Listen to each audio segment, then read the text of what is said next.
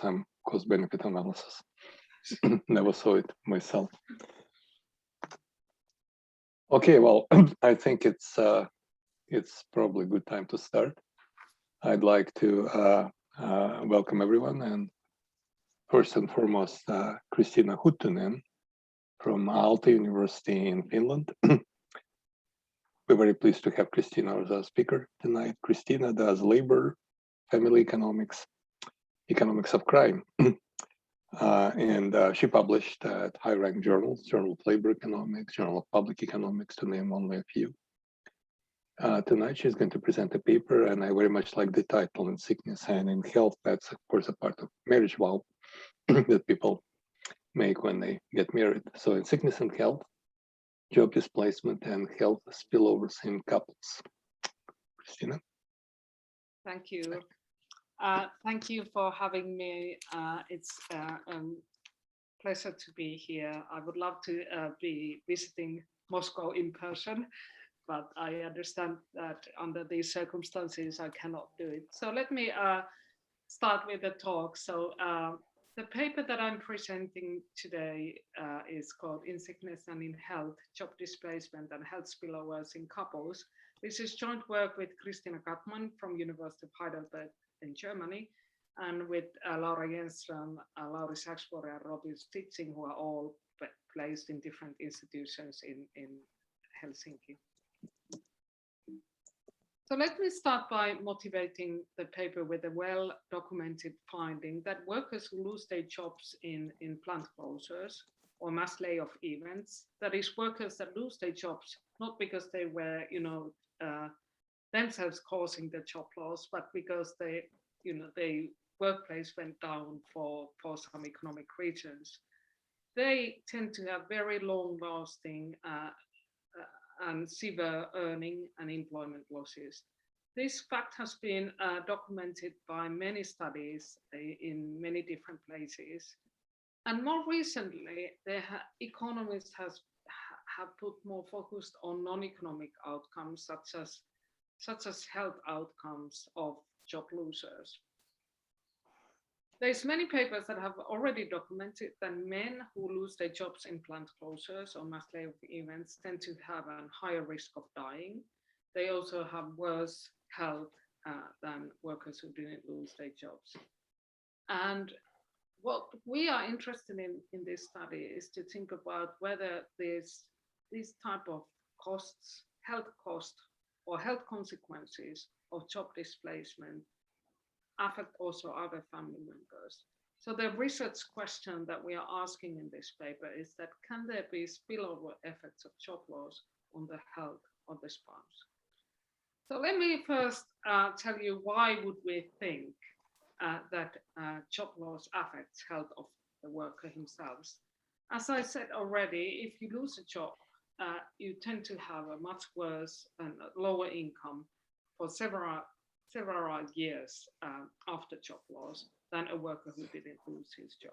Lower income can be related to your health and can even affect your health through different channels. First of all, you may have less money to spend on high quality nutrition. You have less money to spend on health promoting activities such as sports, and you might have less money to even spend on healthcare, on privately provided healthcare.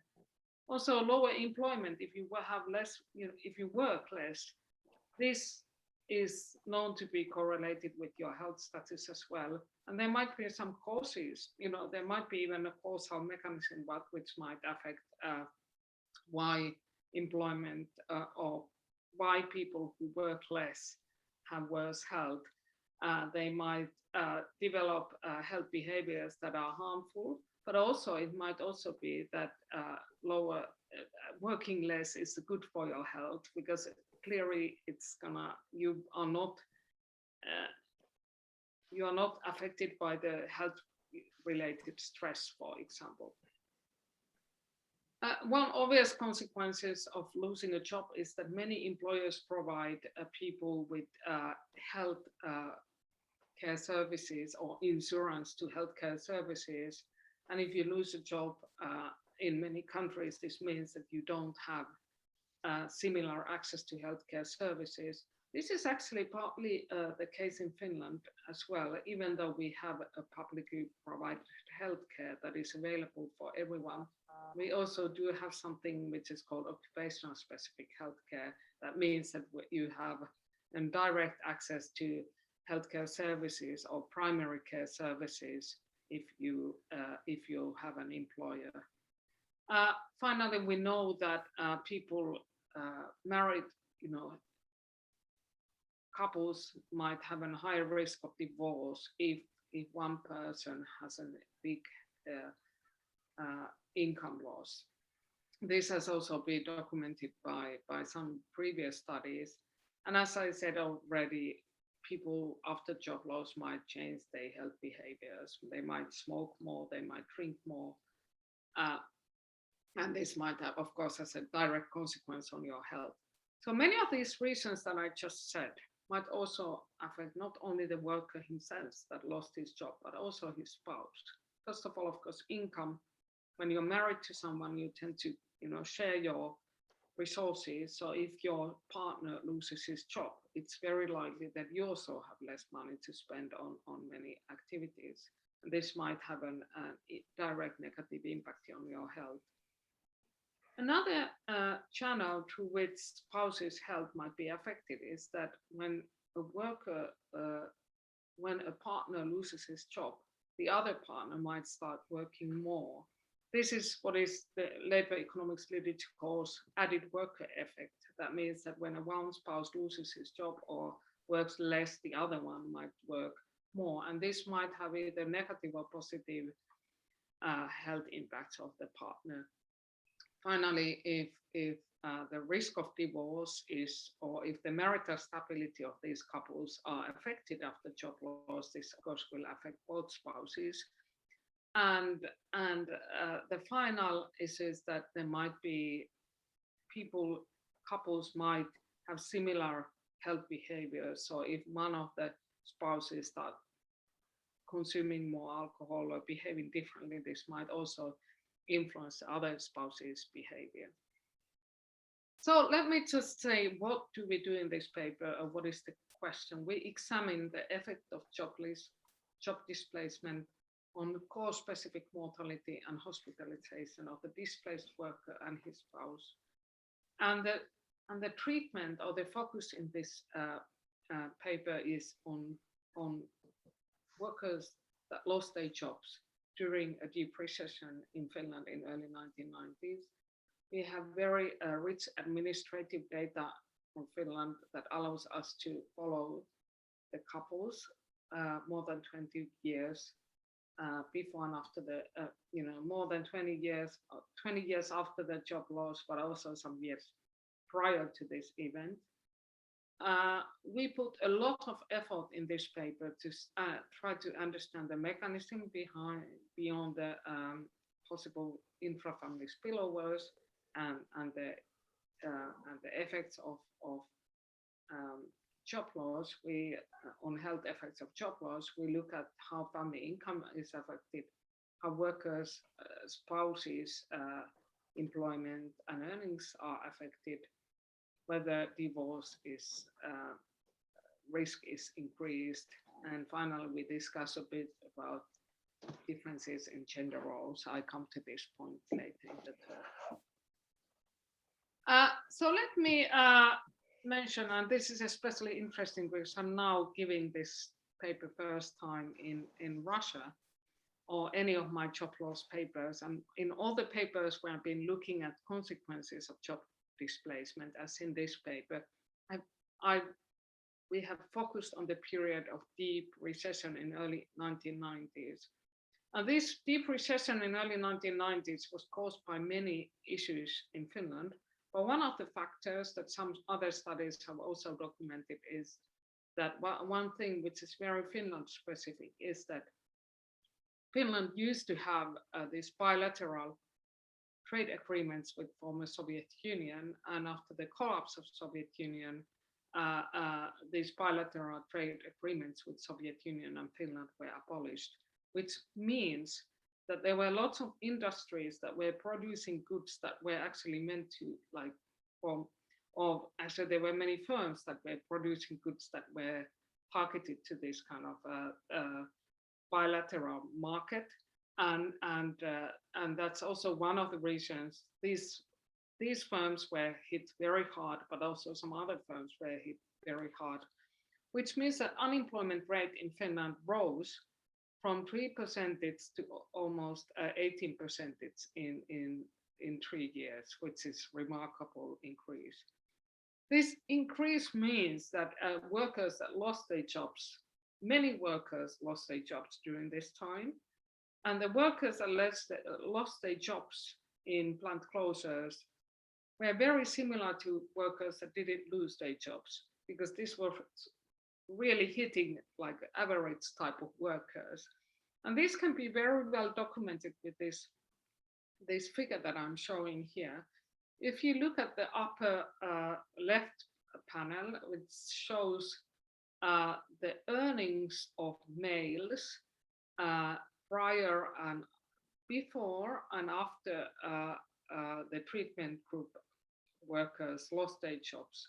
So displaced men, which is now, and their earnings are now shown with the blue line. These guys lost their jobs at the end of the year 0 and end of the year 1. So they plant closed down during this time. And then I take another group of workers in my data, which is simply all those guys that didn't lose their jobs in plant closures during that time. They could have actually lost their jobs due to other reasons, but this is the point now here is just to compare these workers that are lost their jobs in plant closures between 0 and 1. And there's 2 points that I want to highlight with this figure. First, if you look at the pre-displacement earnings of these two groups, they are very similar. And I'm not conditioning on anything here, or the only thing that I'm conditioning on is that everyone in this group was working at the end of the year 0 in plants with more than 10 workers and less than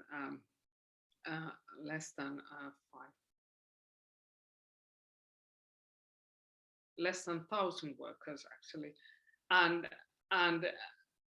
there's still, even though I'm not conditioning on any variables, there's hardly any difference in the pre-displacement earnings, or hardly any difference between these groups.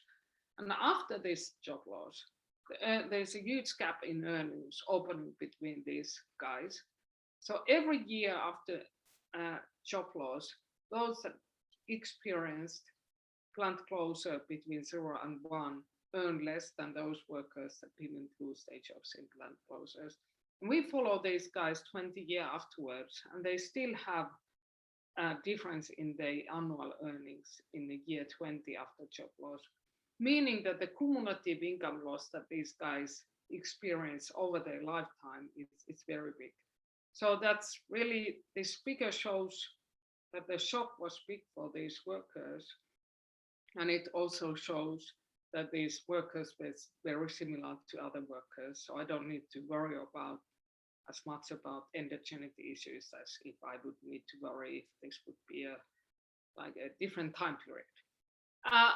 Females, which are shown on the right-hand side, also had a similar type of very big loss, and they were also, the job losers looked very similar to non-job losers.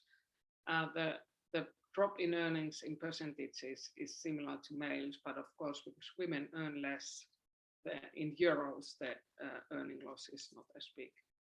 The lower panel shows the employment losses, or what is the share of people employed in different years, and it shows that much of this earning loss during the deep recession is explained by non-employment, that these guys just didn't work right immediately after job loss, because the time period was very, the unemployment rate was very high at this time, so it was hard for the job losers to find work. So let me just go back to where, what is the literature that this paper contributes to. First of all, as I mentioned already, there's other papers that are focusing on health effects of job displacement. But most of these studies are actually focusing on males. Eliasson's story is the only one among these papers that I show here that also had women, but there hasn't been really a lot of focus on these gender differences between job loss between males and females. In addition, there's no other paper that has been looking at how job loss of one person affects the health of the other person, or how job loss of one spouse affects the health of the other spouse. There's, however, recent literature on health spillovers in families, which our paper is related to. Fadlon and Nielsen in the AER paper show that if one spouse has a heart attack, the other spouse changes his health habits to more, actually they try to, choose more healthier lifestyle after the one spouse has this big, has a health shock. So this tells that, people's, of course, well, the health status might be affecting the other spouse, but health behaviors between spouses might be related. Finally, the paper also contributes less directly, but it does contribute partly also to this literature on spousal labor supply and gender norms, because we are looking at also how partners react in the employment after one spouse loses his job, and also the results that we show add to this discussion of whether gender norms actually matter. So let me tell what are the results, just because it might be that it's in interest of time, it's good to show them beforehand. So our results show that male job displacement increases mobility risk for both man and his partner, and the increase for the males are mainly due to increase in cardiovascular deaths, but there's also more alcohol and mental related hospital visits for both the worker and his spouse. It's a stunning gender asymmetry that we find, even though both women and men suffer a big earning loss after they lose their jobs. We find no health effects for women after they lose their jobs. So we only find that males suffer big health effects, and their female spouses have a worse health and higher mortality after their partners have lost their jobs. But women, if they lose their jobs, we don't find anything. We don't find any worse health, any health effects on their own health, neither on their spouse's health, which we think is very interesting. And we try to understand both this gender asymmetry in this finding, and also the fact that we find clear impacts on the partner's health after major loss by looking at what happens to the spousal labor supply, how family income is affected after male and female job loss, how is divorce probability affected. We find that all of these might matter a bit, but none of them are in the dominant role. So we do need to we need to think that there might be something, and still might be some unexplained gender issues that, or might be even something to do with gender norms, why we find that job loss of a man hurts families much more than job loss of a woman. So let me just tell what type of data we have. We are using Finnish administrative data from 1988 until 2015. We have all 15 to 70-year-old Finnish people in the data. One good thing about the Finnish data is that since Finland has these unique person numbers for everyone, and whatever you do in the society, you always are, your information is marked with the same number. So this means that in all the registers, if you get access to these registers as a researcher, it's easy to link these registers together because there's this unique ID code for each individual. We also have unique codes for the spouses, which means that we can follow both the workers and their spouses over time. And the Finnish data has also unique data codes for plants and firms, which also means that we can follow the firms and look, for example, whether some firm really closed down or doesn't reappear in the data. And we can follow workers outside labor force as well. So if you are not employed, we still see you in the data. We see how much you have taxable income, whether you have unemployment benefits, and whether you are in education, etc. So we can follow people and their spouses in and out of the labor force. We merge this data with health data. The two main health data that we have is cause of death records that just documents the main causes of death, or the 54 causes of death that we have in the Finnish cause records. And then we have hospitalization data, which has the inpatient visits to hospitals in Finland. In the paper, we first create the create the sample in the following year. We take workers that were working during the deep recession. So at the end of the year 91 or 92 or 93, we restrict the sample to those people who were 20 to 49 years old in these base years, what we call these years, 91 to 93. We merge the information of worker spouse, and we also make the restriction that everybody had to be working at least 1 year before this year when we look at whether his plant closed down or not, just to avoid some strange reappearances in the plants, or like we want to have workers that have some work experience. This is very common restriction in the job displacement literature. We take private sector plants with at least 10 workers and at most 10,000 workers. The reason for this plant restriction, size restriction, is that because I want to look at, compare workers that lost their jobs in plant closures to workers that didn't lose their jobs in plant closures. Plant closures are more common, very uncommon in very big firms, and they are very common in very small firms, which are not real closures, but it might be just that this plant code reappear and disappear in the admin data. So that's why we don't want to have plants with less than 10 workers. We define worker as a displaced worker if he was working at the end of the year T in a plant that closed down between T and T+1. And we also take so-called early leavers, those that left between T and T+1 firms that closed down between T+1 and T+2. Non-displaced worker means that basically consists of all workers who are not displaced workers, or workers that didn't lose their plants because they plant closed between T and T+1 and one of the early leavers.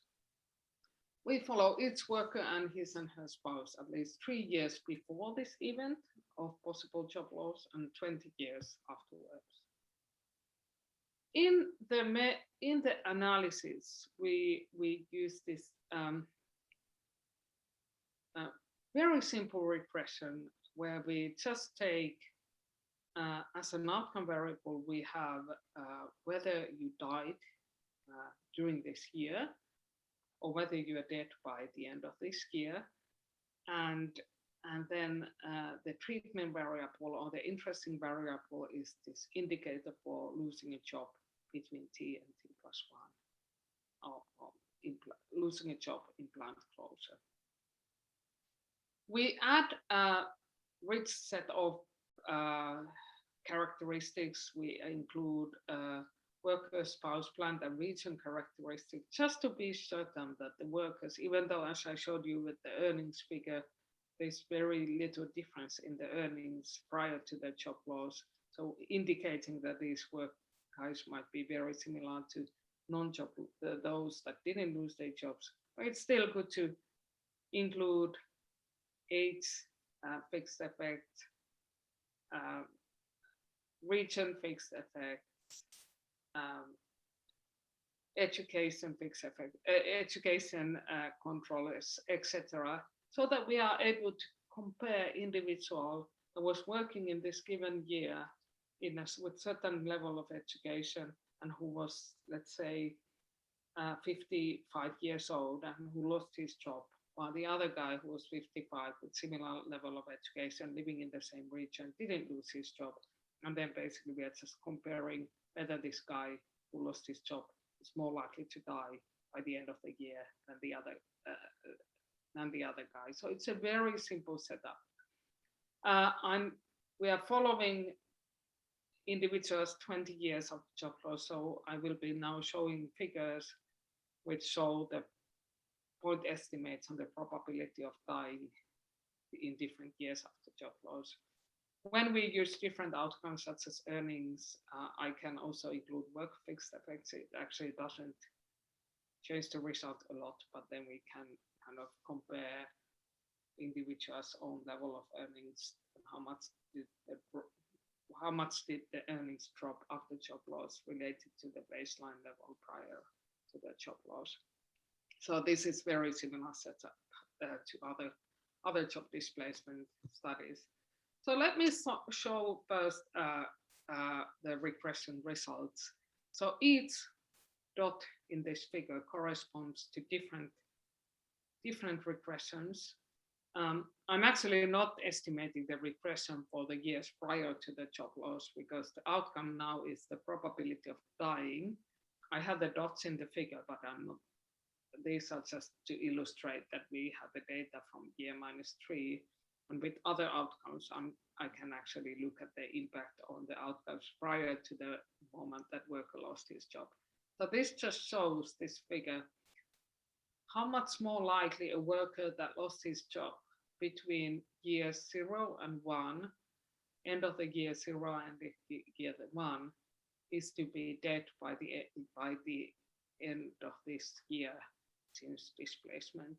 And this figure shows that at the end of the year 1, which is the first year that we can actually see some people dying, there's hardly any difference, but that's natural because the plant closure might have happened like just 2 days before this event. So we don't see anything in the year 1, but in the year 2 already, I see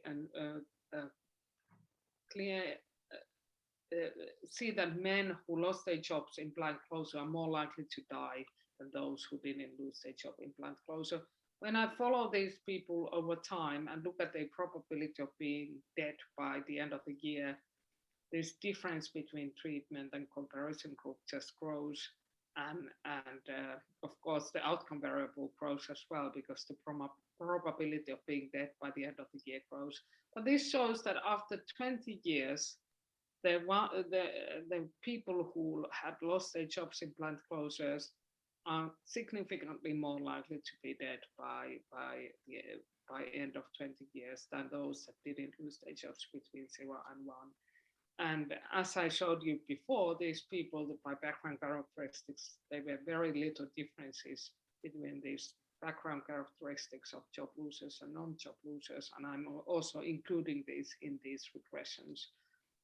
If I look at women, do the same analysis for women and look at their probability of dying or their probability of being dead by the end of the year, I see nothing. If anything, in the years immediately after job loss, they have a slightly lower probability of being dead. So it almost seems like it's good to lose job for these women, but it's, this is a small impact and it fades away over time. So I would conclude based on this figure. And if I look at the 20-year cumulative effect, it seems that by 20 years after job loss, there's no difference in the likelihood of being dead for the woman who lost her job between 0 and 1 and the woman who didn't lose her job during that time. The next question that we ask in this paper is that does is the health of the spouse affected, and this is the novel result in our paper, which no one has documented before. So now I'm looking at males again, and they female spouses, and we see that men who lost their jobs, or spouses of men who lost their job between 0 and 1, are much more likely to be dead by the year 20, or actually by year 10 as well. Like they have a higher risk of dying during this follow-up period. While male spouses of the women who lost their jobs have no difference in the risk of dying. Again, this showed that women who lost their jobs, they didn't have a higher risk of dying. Neither do their spouses have a higher risk of dying. This is just the same results in a table form, and I can show here that by the year 5,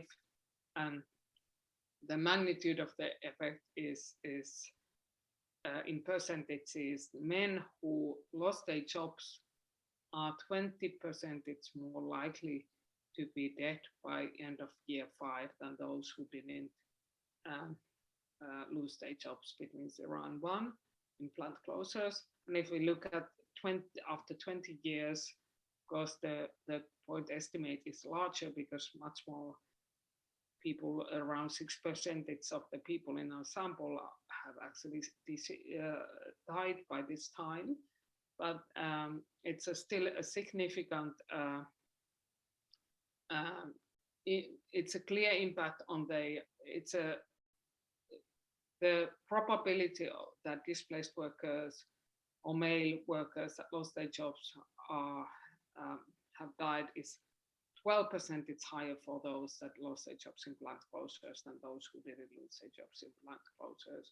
While for women, we don't see anything, and the lower panel shows the spousal impacts on spousal mortality. And even though, of course, the magnitude is smaller because the women in general have a lower mortality than males, the means are lower, but the percentage impact is actually as large or even larger for spouses than for males. So it's a clear increase in the risk of dying for the female spouses of the males who lost their jobs.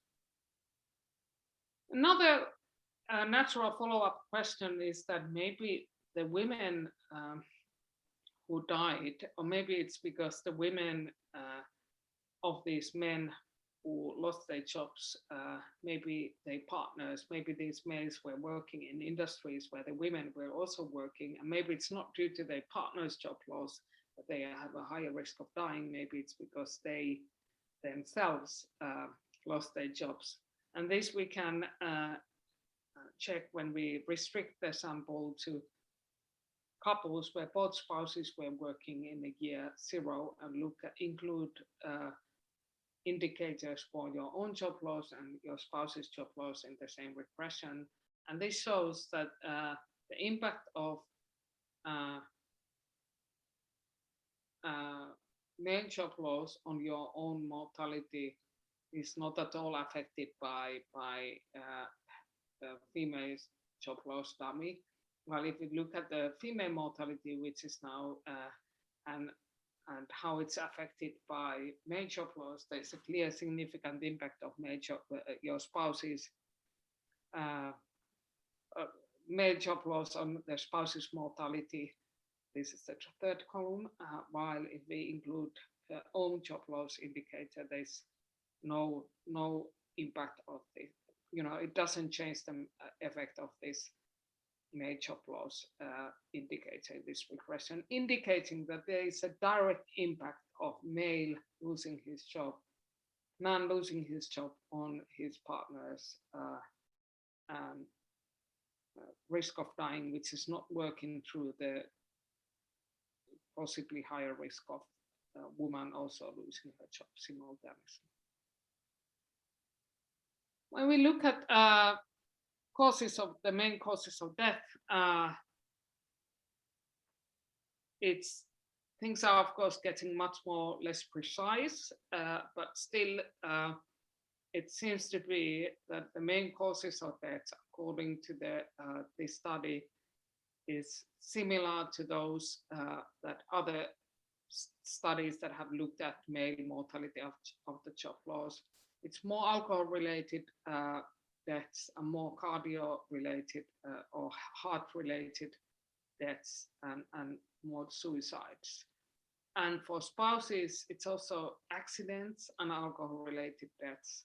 So it seems to be that it might be indicating that there's something in the behavior of these workers, or what type of, it might be that they are consuming more alcohol or having less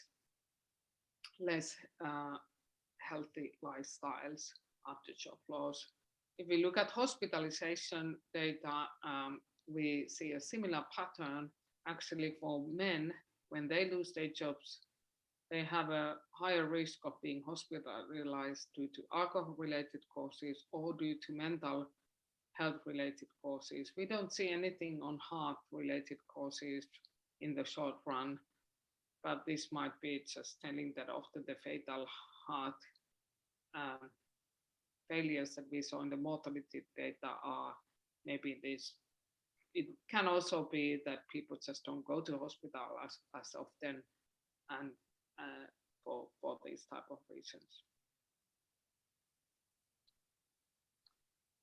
The good thing about, and when we look at spouses hospitalization, we see again that it's really, there's a clear increase in alcohol-related hospitalization of these spouses after their male partners lost their jobs.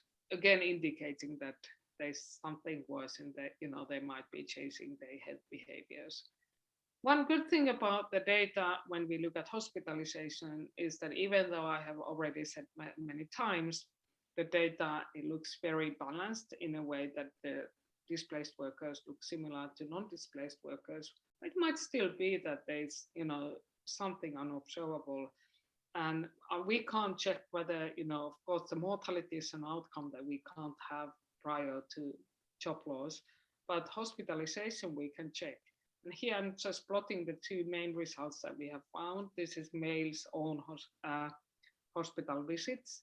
And we see, especially with alcohol, if you look at the year-by-year visits, like now in the previous table I showed what is the likelihood of having any visits during the 5-year interval, but here I'm actually looking at probability of being hospitalized in a given year after job loss.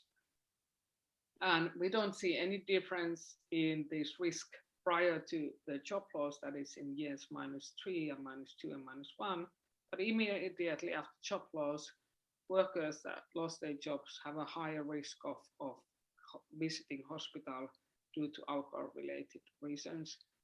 And the same with mental health issues. There's no clear pattern prior to job loss, but it really seems to be that, especially in the 3 years after job loss, the visits to hospital due to mental related causes has increased. So if I would summarize this part of the study, I think it's best nowadays when we talk about a lot about number of deaths due to this COVID crisis, I think it's good to think about our results as well in terms of numbers of excess mortality. So what we have found here is that male job loss increases both the mortality of men and their partners, and female job loss has no impact. And if we look at think about the excess mortality after male job loss, we can say that for every 10,000 displaced workers, there is 24 additional deaths within 5 years. And this means means that there is 14 displaced workers dying and 10 spouses of displaced workers dying. So this means that if we ignore spouses or health effects of job loss on their spouse's health, we underestimate the true health cost of job losses. And after 20 years, we can quantify that for every 10,000 displaced workers, there's 110 additional deaths. which around 60% is due to the workers themselves dying. And as I said already, short-term hospitalization results indicate there's more alcohol and mental-related hospital visits and more alcohol-related visits for spouses. And the long-term on mortality results show that there's more cardiovascular-related deaths and suicide and alcohol. So I'm gonna spend, how much time do I have now?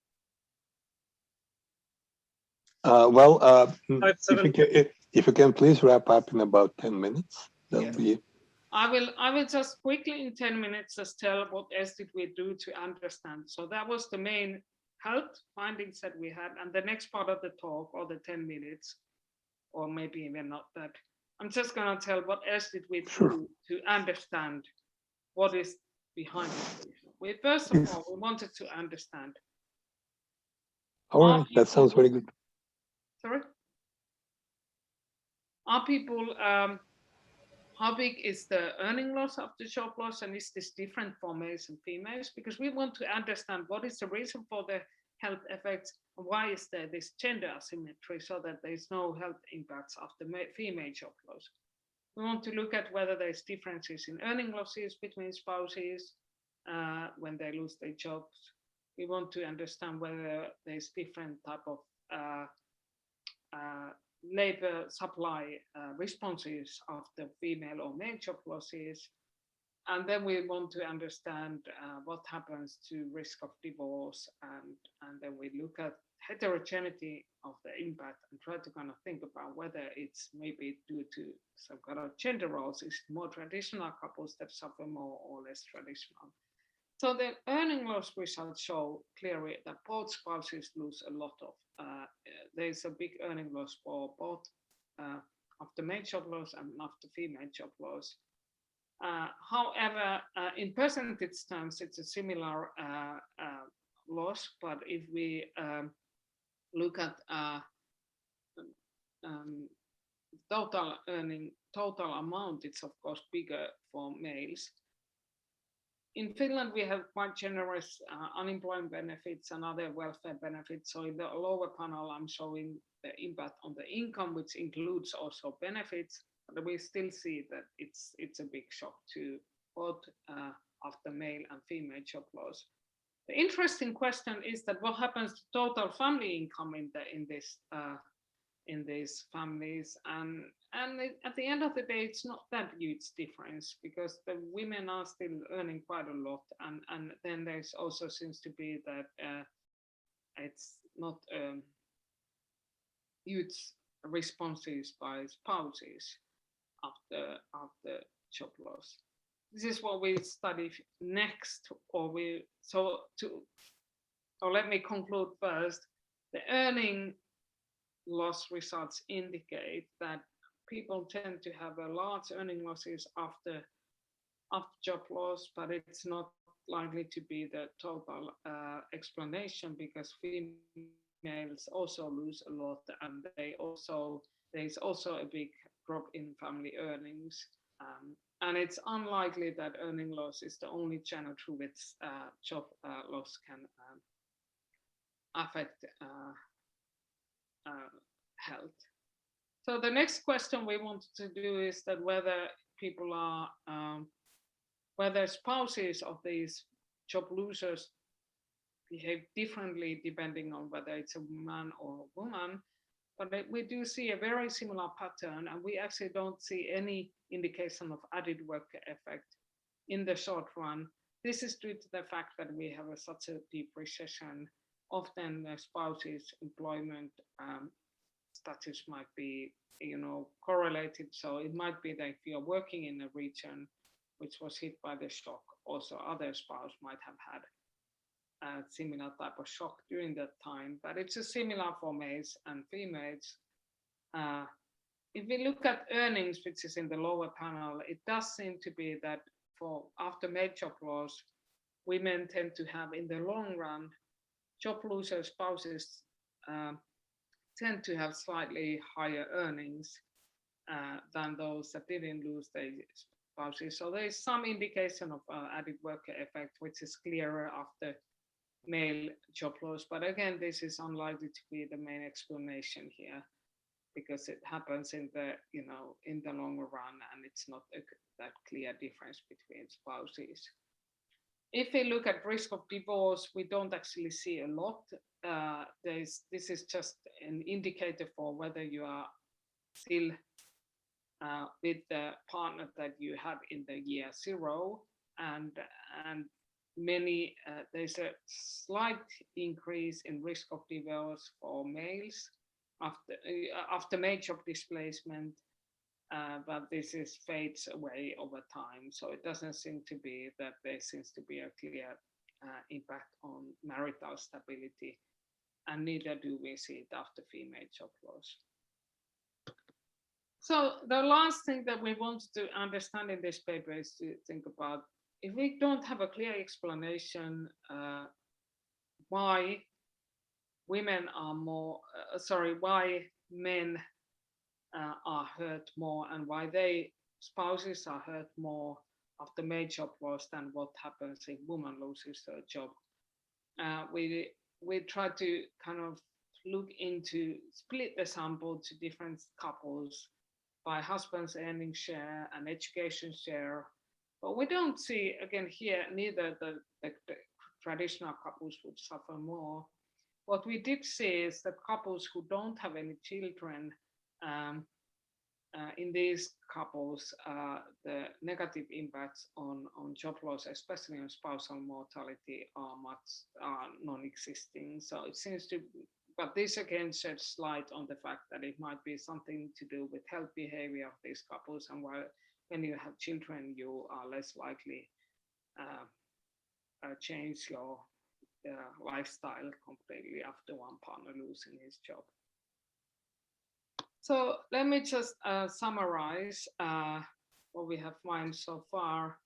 So job displacement has a very big drop in earnings, but it's around 30 to 31%. It's in year 2, and even the long run earning loss is big. However, we calculate in the paper that this earning loss can at maximum amount for 25% of mortality increase. This is based on the calculation is based on just on the assumption that the correlation between income and mortality is reflecting something about the causal impact of mortality, and this is this would, if anything, overstate the mortality impact of the income loss, and it's only 25%. So it can't be behind these findings, and also the gender differences in income are not that big. We have little evidence on added worker effect. There's no clear difference in risk of marriage or breakup, and no evidence that it's the traditional couples that suffer more. We also looked at whether the workers who lost their jobs, whether this might be due to the fact that the job loser dies first and then the spouse dies because her husband dies first. But this is also something that we don't see happening. So there's many spouses that also die without, it seems to be an independent impact on spousal mortality. So let me just conclude. Health cost of job loss. In the paper, we have documented that health cost of job loss are much bigger than direct effects on displaced workers. So as I said, many papers already before, like the Sullivan and Wachter QGE paper from 2009, documented that workers who lose their jobs have a higher risk of dying. What we have shown in this paper is that workers who lose their jobs, male workers, have a higher risk of dying, but women don't. And the spouses of these workers have also higher risk, all these male workers have higher risk of dying, which says that maybe the previous literature underestimates the true health cost of job losses, which is very interesting nowadays when we talk about whether we should make clear restrictions to avoid some disease or epidemic spreading, we can think of, and we often think about number of deaths and how many lives are saved. But we can also think about in terms of labor market shocks that, which are maybe the cost or the other side of the coin, that when we are restricting, making some restrictions, this might have consequences on economy and the consequences in terms of job losses. And this might be much bigger, this cost, than the previous literature has documented. If you think about that, it also affects the health of the spouse. And we find a very stunning gender asymmetry, no health consequences after a woman loses her job, not for herself, not for spouse. And this is something we aim to understand. And our conclusion is that it's still part of, we haven't been able to truly explain it in the paper, but I think it's still a very interesting one. Okay, I think I stop here. Thanks very much, Kristiina. Much appreciated. Lots of food for thought. Please, and the floor is open for questions, answers, discussions. Are there any questions, comments? Can I start? Of course, Bernard. Thanks, Kristiina, for the presentation. My first question, and maybe you mentioned that. So I'm wondering about if the age at which it happens, the job loss for males has any effect. I'm thinking if I'm, let's say, 25 or 30, I don't care too much, and I think, okay, I will just find something else. But if I'm, let's say, in my late 50s, in which I still have some time before retiring, but it might be more difficult to get a job, then in that case, maybe I will just go and start drinking a lot. Yeah, I'm thinking whether you can do this or if you actually did it in the paper. So at the moment, and this is actually in the do list, I would like to do it in a more detailed age intervals. But what we have done previously, and what Tilman Wachter also did in his paper, is to look at people who are a bit older than older than 50 and a bit older, closer to retirement age. What normally happens is that the health effects of job loss are biggest for middle-aged workers. So actually they are bigger for the younger workers than the very old ones, partly because the shock is longer lasting, let's put it that way. If you lose your job in early part of the career and it's a big shock to your career, you tend to earn less and you might have more long-lasting difficulties. However, we have not, and I think it's a great suggestion, we have not really looked into more detailed age intervals. And this is actually after my previous talk that I gave about this paper, I listed to our do list that this is something that I would like to do to also investigate the heterogeneity in terms of age, because it might be that even though for people over 50 we tend not to find any impacts, but we focus on the middle-aged workers, but actually within the middle-aged workers it might be that there might be an interesting heterogeneity. So the short answer is I didn't look at very young guys separately. I should have. Okay, well, thanks. Bernardo, you have a follow-up question? One more question. Also related to this, I'm wondering maybe some of the displaced workers managed to find another job immediately, and maybe in that case there was no effect, but in those that it took them longer to find, maybe there is a higher mortality both for them and for their spouse. I don't know if you have thought about this. Yes, so I think, and actually what we could do, and what I did in another paper, which looked at job loss and fertility, which is published already, I looked at spread, just divided the sample to different guys based on their background characteristics, and then compared the groups that had a bigger earnings and bigger employment losses, and whether they had a similarly bigger fertility responses. That's something that we could do. The reason why I haven't started, what is more difficult to do, is to start splitting the sample on just comparing those that had a big earning loss and those that didn't have a big earning loss, because then you kind of run into the endogeneity issue that the outcome or the impact, even though these are very similar guys to begin with, but when I start kind of conditioning on the future outcomes, like what happened after job loss, it might be that these guys that didn't manage to find employment immediately also had some issues. They were worse workers and they maybe had worse health effects. So it's a kind of a difficult comparison. But I think that what I could do is to do similarly as I did in the fertility paper, kind of look at by background characteristics, different subsamples, and think about whether the mortality impacts and the employment impacts are similar to both groups. Like, whether it goes to the same direction that those groups that had a bigger employment losses also had a bigger mortality losses. Thank you. There's a question in the chat from Enrique, who says that he cannot use the mic, and he's asking like from which countries the data was collected. I understand it's only from Finland, right? This is all from From Finland. the Finnish data. I've used also data from, but not in this paper, from Norway, but this is all Finland. But as I said, this finding that males lose their jobs, males have a worse health after they lost their jobs. It's a very similar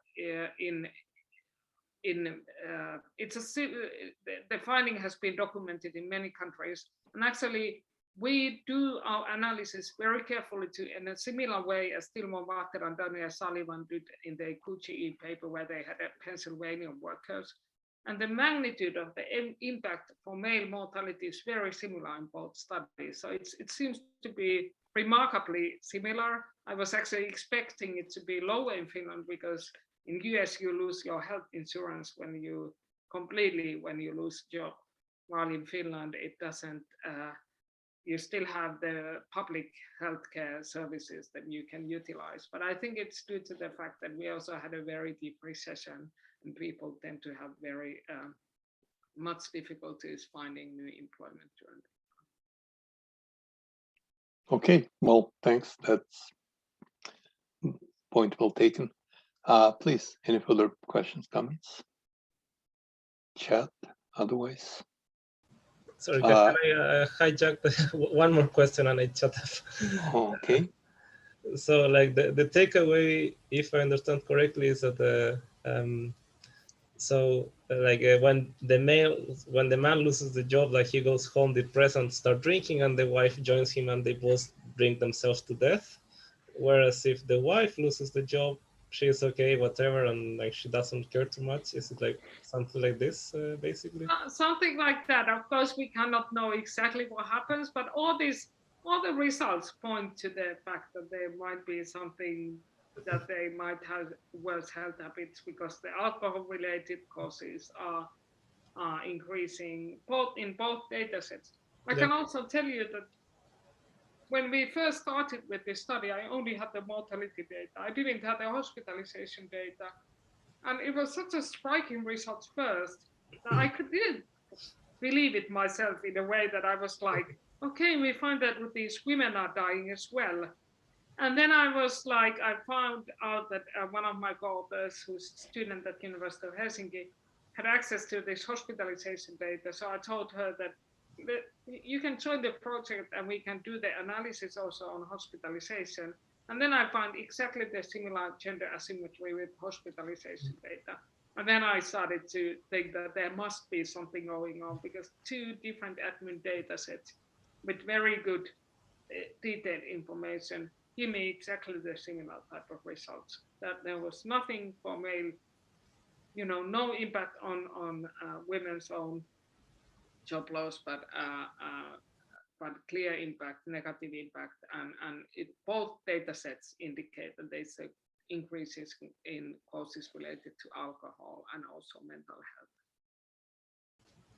Okay, thanks very much. There wasn't a question if the paper is available yet. Kristiina, can you hear me? There is also a question as to whether the paper is available yet. Yes, we have a CPR working paper and also ICA working paper, but we are still, which are available. I think the CPR working paper might be, no, I think that Yeah, the CPR working paper might be an updated version because the ICA working paper is a longer version. So yeah, so it's available. Okay. I can also send, if you're interested in, I can send a copy to whoever wants it. So terrific, thanks. I would like to make a comment, if I may, and also a suggestion, if you will. I think the most startling result of the paper is that females are much more resilient to job losses than males are. So they take it easier, and there are fewer health consequences for themselves and their spouses. And it's a very puzzling matter. And of course, it would be extremely interesting to see if you can come up with some explanation and find support for that explanation in data. In my humble opinion, it might be gender norms that might be at play here. Perhaps men have made greater investments in their career than women. And as a result, their emotional shock and frustration and sense of failure is stronger. And perhaps they're also a bit less flexible in finding another job simply because they've invested so heavily in what they're doing. That was certainly the case in Russia. Maybe not in today's Russia, but in early years, I have quite a bit of anecdotal evidence that after the reforms in Russia in the early 1990s, women adjusted to the new realities much easier than men. And I saw some of my friends and colleagues that were main breadwinners and they were number one in the family in terms of, income earners and so forth. And when their jobs disappeared, many of them fell into depression, drinking, frustration, whereas women had kind of less to lose, if you will. And as a result, they showed a great deal more of stamina and flexibility and resilience, and they assumed leadership in their families. So that I'm not sure to what extent this is also true in Finland, because yours seems to be a much more gender neutral country. So what do you think? yeah, I think this was a really nice way to put it. You said exactly what are the thoughts, and what actually in the paper we discuss as well. I think that even though Finland is a very gender neutral country, it's still not it's more gender neutral country than many other countries. It's not a gender neutral country. We have still a quite segregated labor market, segregated education. People go to different study fields than men, and men do earn more money, and people often in families with kids make these very traditional decisions: who's staying home and who is taking care of the kids. So this is not a country without gender norms. And I think you put it really nicely how you explained it. I think that this is exactly what we are suspecting as well. I would love to have a good way to document this. This is still something that we kind of discuss about it. I've been not in this paper, but I would actually love to in the future work on something where I would maybe involve people working with survey data that can actually come, get some questions, like actually do some surveys and questions to these people and ask. Okay, well, I have a couple of suggestions to make to develop it a bit further. First, in terms of the extent to which gender cultural norms might be at work or in play, I think there is a very promising placebo test, and that would be to consider what happens in same-sex couples. I'm not sure if you have such data, and I'm not sure how common such you don't, but that would be a fun thing to compare. Yeah, that's a very good suggestion. I have a colleague or co-author, but she's working with Norwegian data, and she's looking at different things. She's looking at motherhood penalty, like how much earnings drop after childbirth, and she's actually using same-sex couples with Norwegian data. And I know the Finnish data is very similar to Norwegian data, and we do have cohabitation in the data as well. So we don't have registered partnerships, but we can kind of think about them. There might be some some same-sex couples that are in the data that, based on their cohabitation status, that we can think about the same time. So it's a wonderful suggestion. So I'm gonna tell my co-authors. Glad you find it interesting. The second one is there is another way to measure to what extent cultural norms might be involved in this process. Finland, to whatever I know about your country, is fairly ethnically homogeneous country. You don't have much of a migrant population. But for example, if you can get hold of similar data for your neighbor Sweden, which is much more ethnically and racially diverse, and see what happens there, because much of Swedish population have their ethnic roots in the Middle East, in Africa. And I can presume that these are more sexist societies than Scandinavians proper. And if you can observe some interaction between ethnic origin and the strength of your effect, there will be some evidence that cultural norms, gender imbalances, inequities might be involved in this phenomenon as well. In Finland, you probably don't have enough migrants to not in early 1990s. Right. Actually, all the migrants, the ethnic migrants, arrived to Finland after early 1990s. Early 1990s was still the period when we didn't have any ethnic migrants, or much less than Sweden. Even today, we have more than many places nowadays, but still, compared to Sweden and compared to many other Nordic countries, we are still the share is still small. One interesting thought is that we have two ethnic groups in Finland. However, like historically, we have the Swedish speakers, Finnish speakers, and there's actually some very interesting differences between these two ethnic groups. Because, for example, we used to have some health related causes like suicides. They're very high among the Finnish speakers, are quite high, not as high as in early 1990s. But the Swedish speakers were, even though they were living in the same country, it's the share of some causes were much smaller. And I could think about that. Actually, it might be that the gender norms. I need to look into it, but it might be that even between these two groups. So there could be one exercise that I could do is to divide the Finnish, Swedish-speaking Finns and Finnish-speaking Finns, because I would think that if anything, the Swedish-speaking Finns are more modern, like possibly less gender biased, possibly less strong gender norms, but yeah, I would need to use more recent data to use the ethnic minorities, or I should use data from Sweden or Norway.